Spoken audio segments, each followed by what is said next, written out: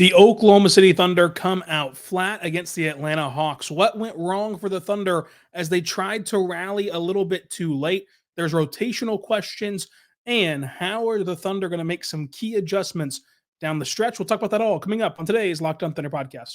You are Locked On Thunder, your daily Oklahoma City Thunder podcast. Part of the Locked On Podcast Network, your team every day.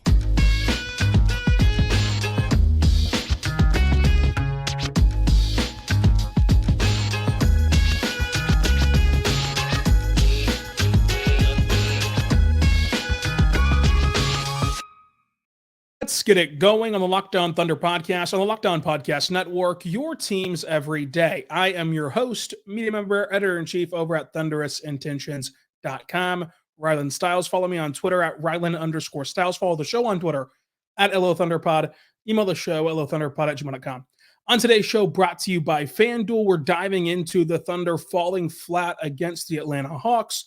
The rotations left some questions for Mark and the Thunder, and much more. Again, today's show is brought to you by FanDuel. Make every moment more. Right now, new customers get $150 in bonus bets with any $5 moneyline bet. So check it out today. That's $150 in bonus bets if your team wins. Go visit them right now at FanDuel.com/lockedon to get started. And in this game, the Thunder come in. It's the second night of a back-to-back. A home road back-to-back, so travel was involved. The travel didn't go so well. The Thunder didn't get in until past 4 a.m. After that Boston game, which went right down to the wire. Obviously, an emotional game. Two of the best NBA teams going at it last night in Oklahoma City. Into this game where you get in past 4 a.m. and obviously you're not going to have your legs on the second night of a back-to-back. And both sides were healthy. The only players the Thunder didn't have with them were Ousmane Dieng and Keontae Johnson, which is impressive for a back-to-back. Atlanta fully healthy, except for DeAndre Hunter is out still. But the huge rest advantage laid with Atlanta, not only just due to the natural flows of the Thunder being on a back-to-back, Atlanta hadn't played since Sunday. And it showed in this game, where Atlanta was just the more energized team, the fresher team, the faster team, and so on.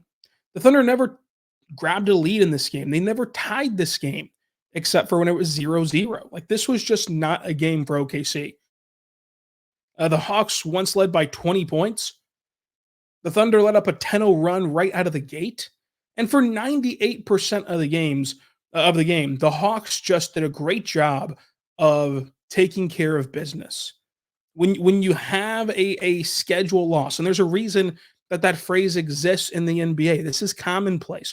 I know that whenever you're in it and whenever it's fresh, right, it feels disastrous. It feels like there's a billion things to get upset about. Sometimes this is just the way it works in the NBA. And the Hawks, for 98% of this game, did a great job of taking advantage of it. And the Thunder would make a run.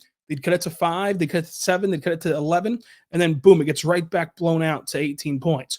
And then at the bitter end, the Thunder were able to make their biggest push. But overall, for 98% of this game, it was the Hawks doing their job, and the Thunder had awful energy, awful effort, awful defense.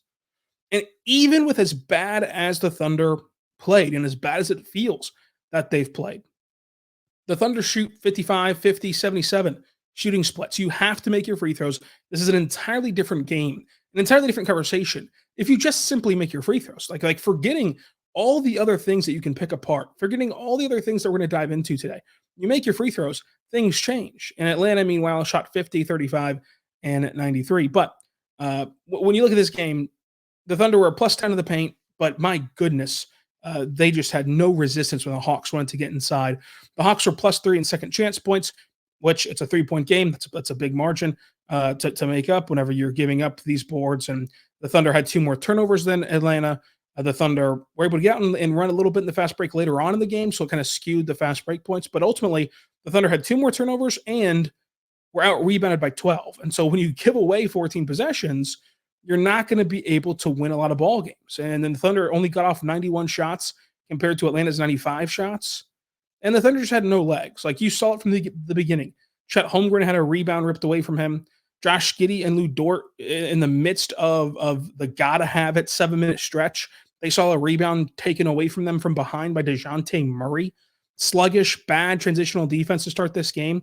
And they didn't show a ton of signs of life until the start of the third quarter. And then it went away. And then of course, the latter stretch of the fourth quarter really helped. But the Hawks threw some massive counter punches and they did a great job.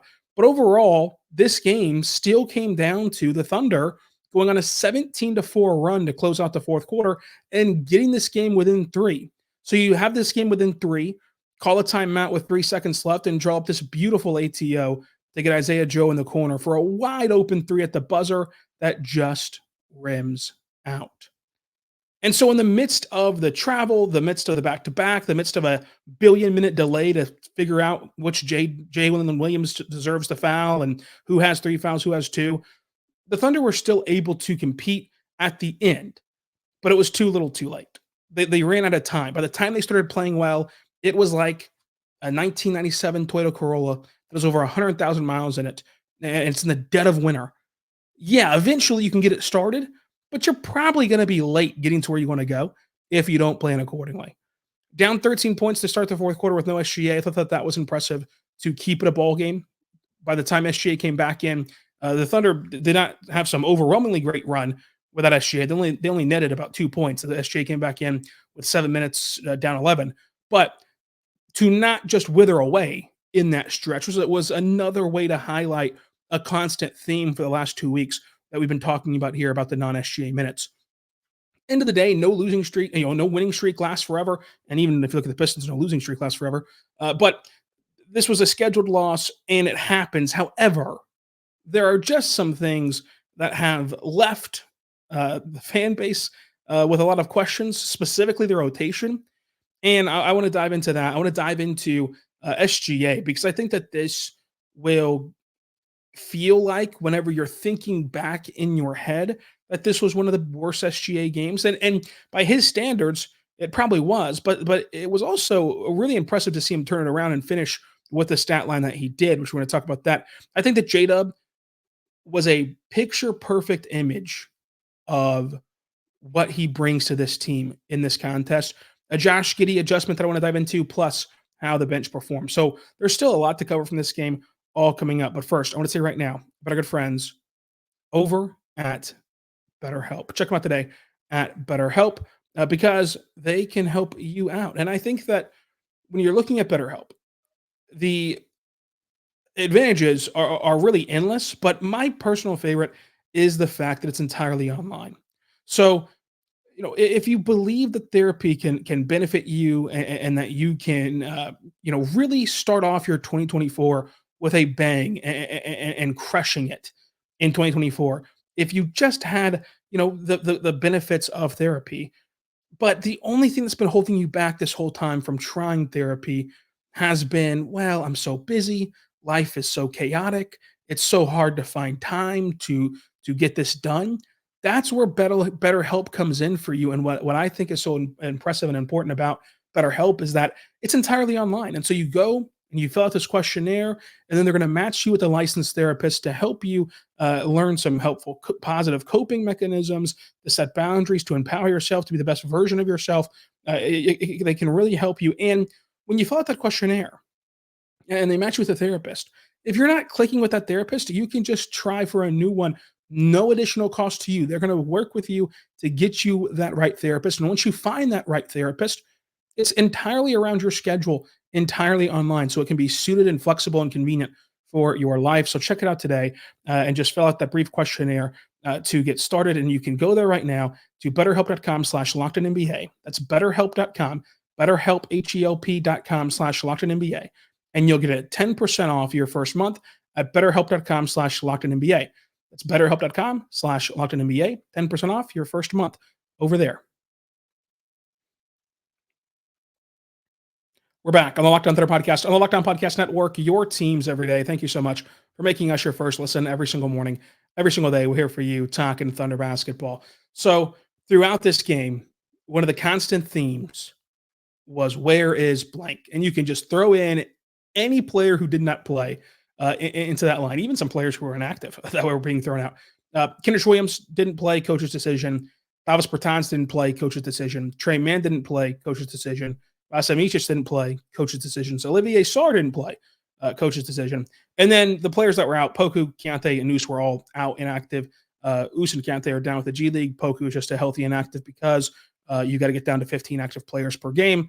The Thunder are really healthy right now, so that means that somebody has to be a healthy scratch. But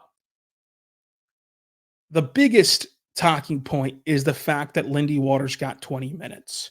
And I think that you got to separate art from artist on this conversation because in general, Lindy Waters played a fine game today. And we're going to dive into that after we get over the overarching picture here. But it's just the principle of Kenrich Williams didn't play. And Kenrich Williams is one of your best players. Now, the quote that's getting everyone excited right now from my man Joel of the Oklahoman asked Mark about why Kenrich didn't play. And Mark said flat out this was not so much a rest thing as it was kind of a reward to Lindy Waters. And you know, that can be taken multiple different ways. You can take it at face value. You can try to read deeper into it. I'm not so sure which is the right direction to go even, but let's do both. So trying to read into it, you know, coaches oftentimes try to protect their guys. And oftentimes, you know, they won't exactly say the full picture. And that's not a Mark thing. That's just an every coach thing.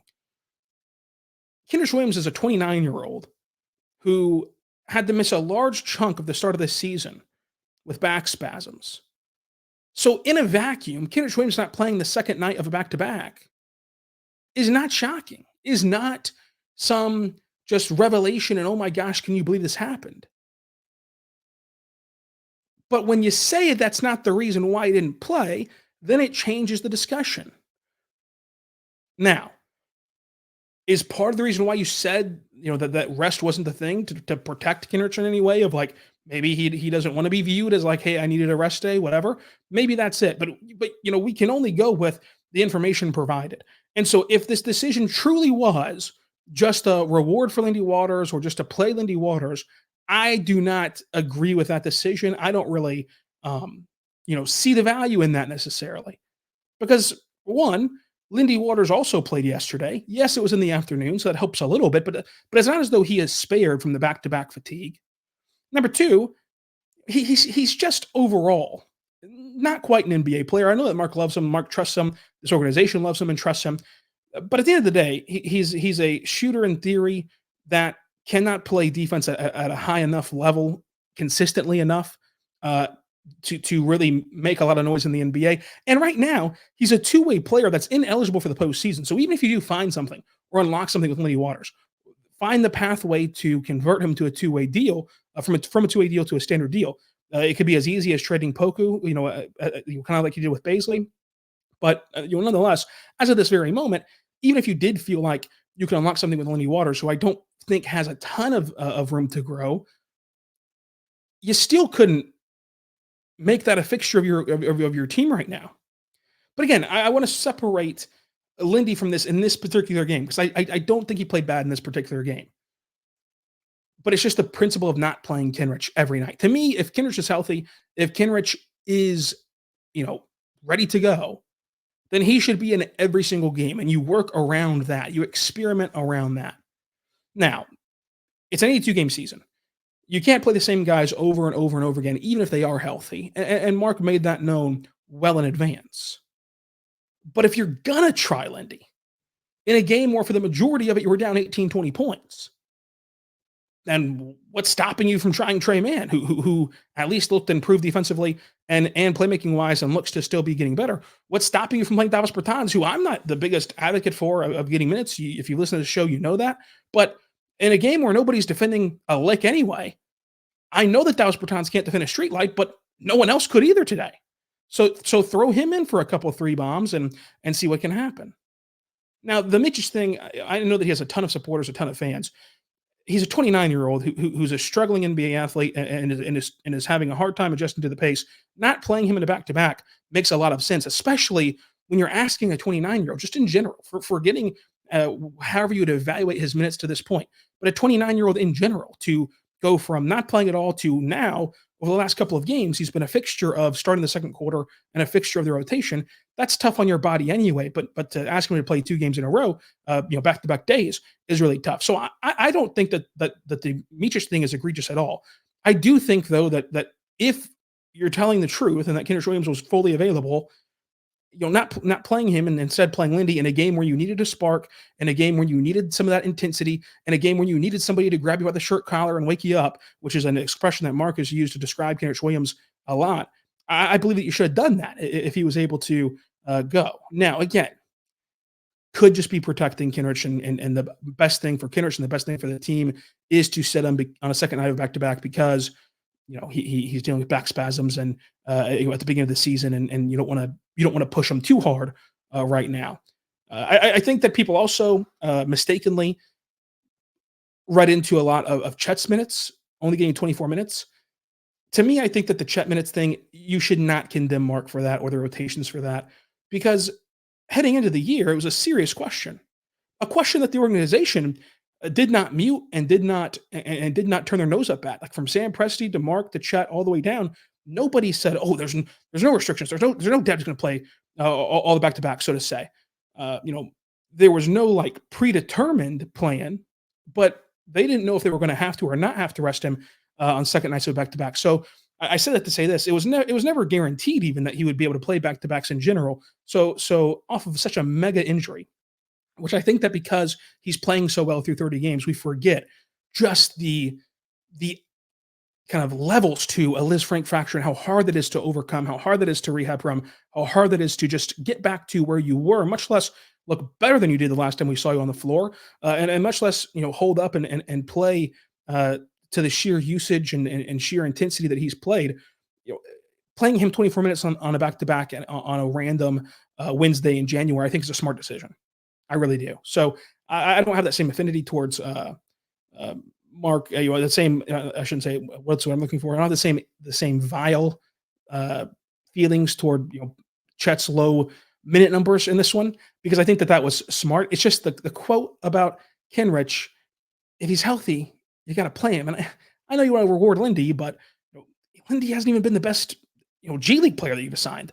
So to say, Canty Johnson's been better than him in the G League. So I don't know. I just think that again, you got to separate Lindy, because let's talk about Lindy real quick.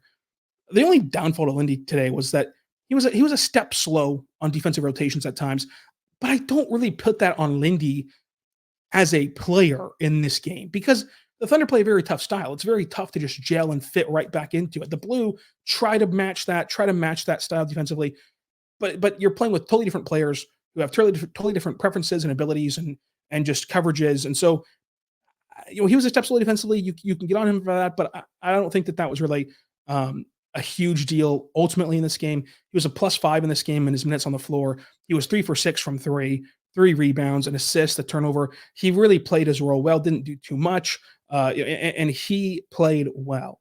So again, that's why I started off this segment with separating the two. Lindy Waters in this specific game played well. It's the playing Kenrich over Lindy Waters that is the problem for me, especially with where that I view Lindy Waters is at.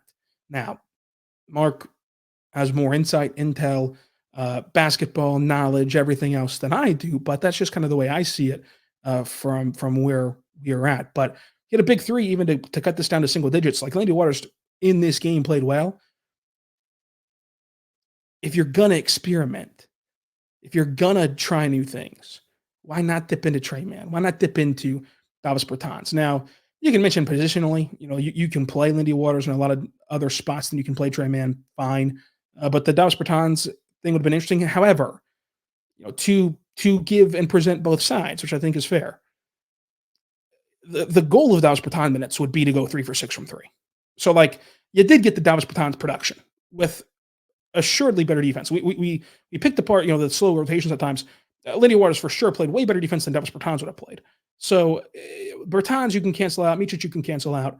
It really just comes down to Kenny Hustle, and you can make an argument, of course, for Tre Mann, who we've advocated for to get minutes on this show plenty throughout this season. But ultimately, it's a rotational decision in the midst of an amazing season for Oklahoma City. And it's something that I think that people overall overreact to, because you just don't give Mark, I don't think, enough credit of how good of a coach he is. We're like, this is not going to be a thing in the postseason. This is just a way to patchwork an 82-game season in the midst of a brutal January stretch. So it doesn't necessarily matter.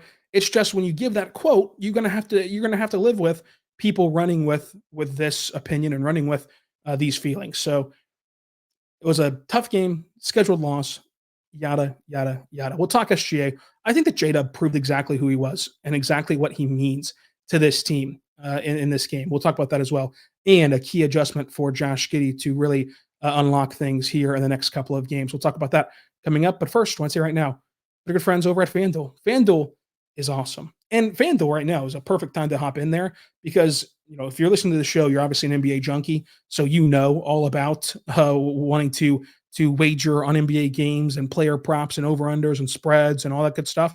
But also, you might want to throw a few shekels on the NFL as the playoffs start and the Super Bowl draws near. You might want to check out college basketball. The college football national title is next week. You have NHL in full swing. You have all that fun stuff. So check them out today. And when you do, if you're a new customer, FanDuel will give you $150 in bonus bets guaranteed when you place a $5 moneyline bet. That's $150 in bonus bets, win or lose, when you place that $5 moneyline bet. You can check them out today. That is the same game parlay. That is, you can go there and you can check them out today at FanDuel. Right now, whenever you type in FanDuel.com, it's going to pop up all these wonderful NBA games. And so to get our new customer bonus, whenever you go to FanDuel.com/lockedon, all you have to do is go pick a game and go pick who you think will win on the money line. And once you do, boom, you're going to get $150 in bonus bets. Plus, you have a chance to, of course, win your bet. Right now, you can go bet on the Colts, who are slight home underdogs to Houston on Saturday against the Texans, in a game that will go a long way in deciding the NFL playoff picture. Check that out at FanDuel.com/lockedon. That's FanDuel.com/lockedon. We're back on the Locked On Thunder podcast, on the Locked On Podcast Network, your teams every day. SGA really got it going late. I think that with SGA, you're just not going to be able to hold him in check for the long haul of a 48-minute game. You look up and he's got 33 points, 13 boards, 8 assists, and 2 turnovers. And for the vast majority of this game, it felt like he just couldn't get it going. It felt like there's no one on the team could hit water out of a boat. But he ended up shooting 45% from the floor, which is just really good. 2 for 3 from 3. 10 points in the fourth is where he really started cooking. 10 points in the fourth, 3 rebounds, an assist. He actually did make a technical foul free throw, which is really good, and it's something that the Thunder have struggled with. I wonder if the Thunder could petition the league to, hey, could we just let our guys fill the lane on technical foul free throws, because something funky is going on with the Thunder and missing technical foul free throws, and it's been going on for a back-to-back and one sequence, which really sparked one of those Thunder runs. He came back with 7 minutes left in the fourth quarter. OKC down 3. And when you look up at the very end, it was a 3-point game, and you had one of the best ATO coaches in the NBA drawing up an ATO to try to get an open 3. It did get an open 3, and you had a chance to tie it and go to overtime. And, a 17-4 run to close the fourth quarter. The Thunder finally looked like they kicked it into gear. You go to overtime, anything can happen. It's not a guaranteed win, but goodness, you feel good about your chances. You feel really, really good about your chances. So the fact that he was able to come in down 11 and make this happen just really showed how important he is, how impactful he is. And he was clearly drained. He was clearly taxed, but he still found the way to produce. And that's what MVPs do. That's what superstars do. And that's what SGA is. But I think that J-Dub showed exactly who he is. And it was easy to talk about it last year. The games were a bit lower stakes, and it was just an all-around house money year. But for it to continue into year 2, I think, is what is showing you that this is truly who J-Dub is. And that is an energy-giving player. And you've heard us talk about that all throughout his rookie season. But for a team that is so poised, is so under control, I don't want to call them nonchalant, because I feel like that has a negative connotation, but nonchalant as in how they present themselves. Even SGA, after he hits the wildest shot, just kind of looks like it doesn't matter. Jaylin Williams, J-Dub, gives them so much energy, gives them so much emotion, wears that heart on the sleeve, is pumping his fist after an and one. A massive and one, pumps his fist, guys get hype, guys get going, SGA hits a three, cuts the lead to 5. Now, the Hawks did a great job of rallying and pushing that lead back out, but that's one example. Had a really good pass to Chet to make it an 11-point game in the fourth. That's whenever SGA got back in, and from there, it was off to the races.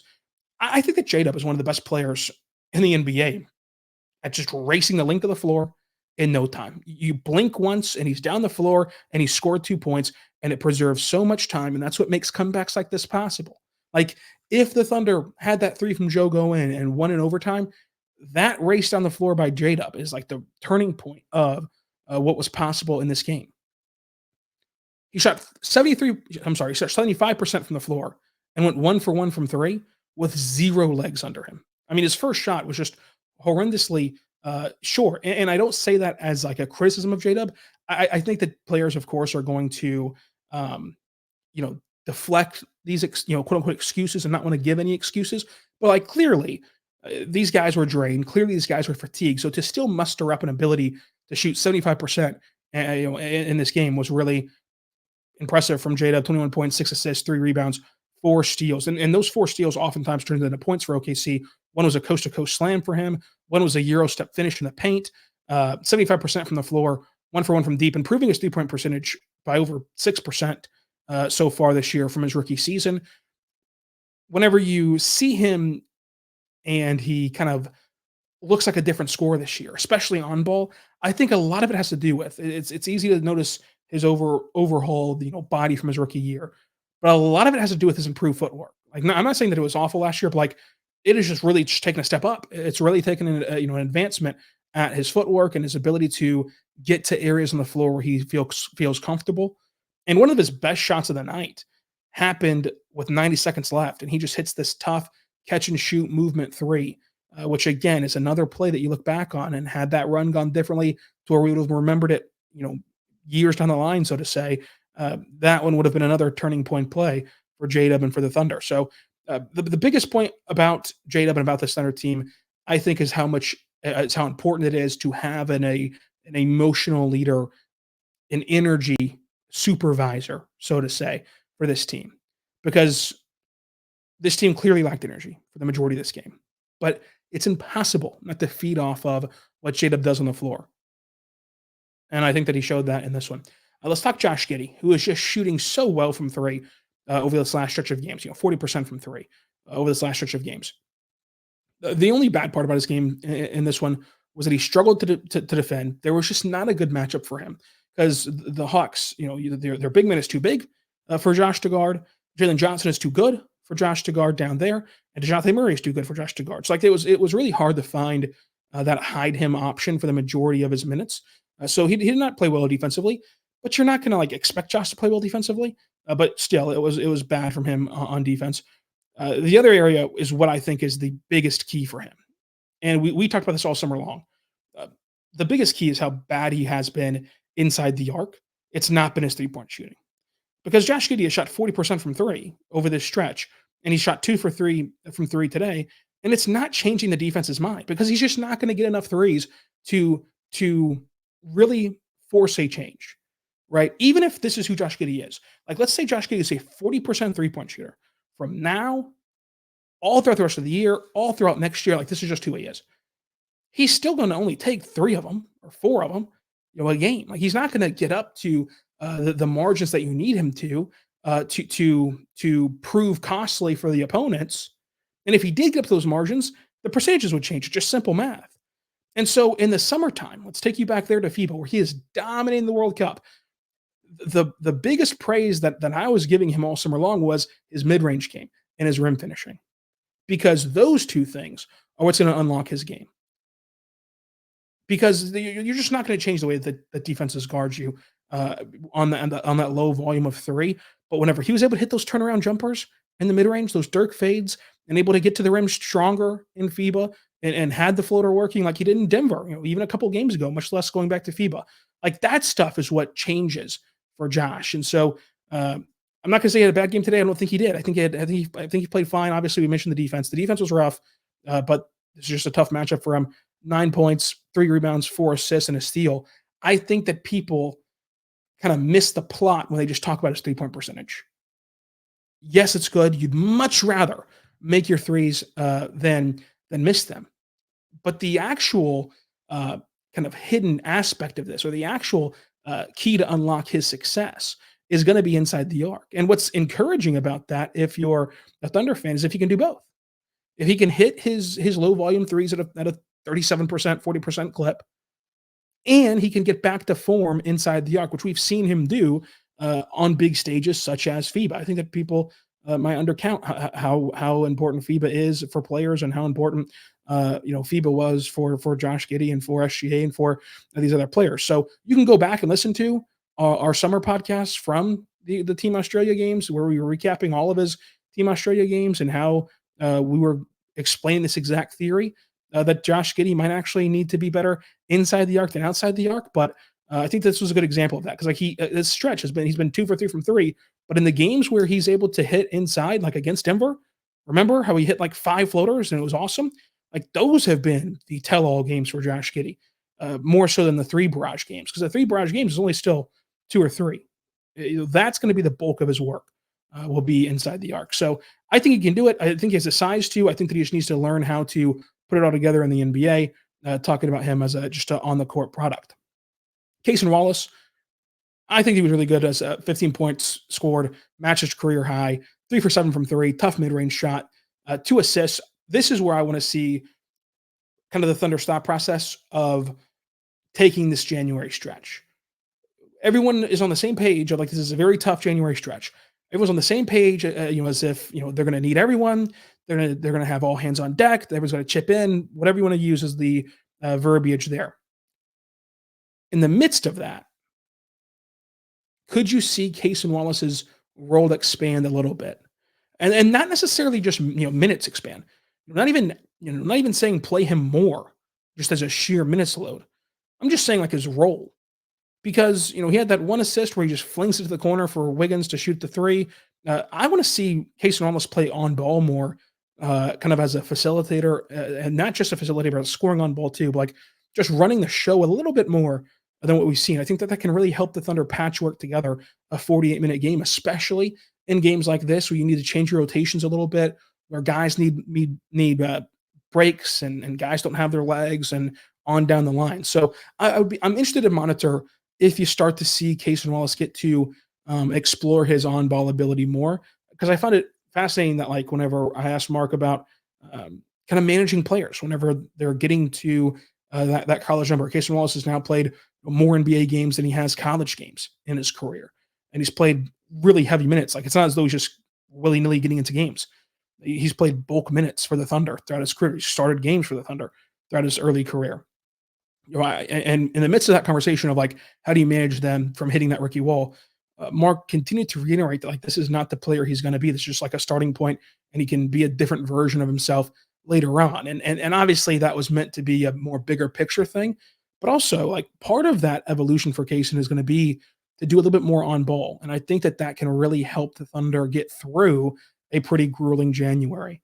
Isaiah Joe, a play that really encapsulates what we talked about this the whole week, goes in on 3 Hawks and creates an offensive rebound, kicks it out for Lindy Waters III. That was awesome. Tough finish at the rim, through 2 defenders off the glass, or I should say 1 defender off the glass, 9 points, a rebound, an assist, a steal. I think Jay was not going to get enough credit for how good he was. Really good offensive hub for the Thunder in the second half as a playmaker. He had 2 assists, but he had another one that led to Cason Wallace free throws that he converted, so you can quasi count that as 3 assists, 2 steals, 3 boards, 3 points, all in 15 minutes of action. I liked what I saw from Jay Will. MVP of this game, let's go with Shai.